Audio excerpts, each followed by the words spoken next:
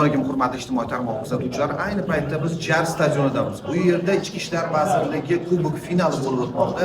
Toshkent shahar Ichki ishlar bosh boshqarmasi va Qashqadaryo viloyati Ichki ishlar bosh boshqarmasi bilan birgalikda futbol o'yini bo'lib o'tadi.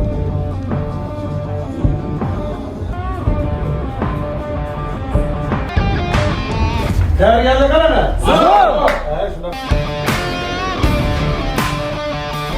Jamoa. O'rta ishlar bosh boshqarmasi. Chempion!